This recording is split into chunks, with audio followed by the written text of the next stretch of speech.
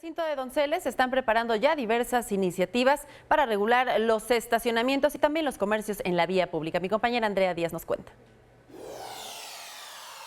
La Asamblea Legislativa del Distrito Federal exhortará al secretario de Obras, Edgar Tungui, y al consejero jurídico, Manuel Granados, para regular la construcción de estacionamientos en la capital del país. La solicitud elaborada por la diputada Dunia Ludlow del Partido Revolucionario Institucional plantea modificar la norma técnica complementaria para el proyecto arquitectónico del Reglamento de Construcciones de la Ciudad de México a fin de definir un número máximo de cajones de estacionamientos en edificaciones de vivienda de uso habitacional, unifamiliar y plurifamiliar, con y sin elevador, a fin de desincentivar el uso del automóvil privado en la ciudad y aminorar su impacto ambiental, toda vez que en la urbe el 85% del espacio vial es ocupado por automóviles. Por otra parte, el también diputado local, Israel Betanzos, presentará ante el Pleno una iniciativa para crear la ley que regula el ejercicio del comercio popular en la vía pública de la Ciudad de México, en la cual se establecerá el derecho de los comerciantes a ser incorporados a los programas de seguridad social y de vivienda,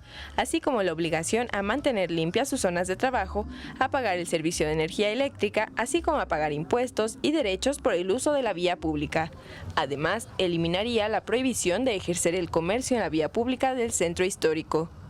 Y es que se estima que en la ciudad aproximadamente 120,000 personas ejercen el comercio informal, generando aproximadamente el 18% del Producto Interno Bruto. Con imágenes de Sergio Villanueva, Andrea Díaz, 21 Noticias.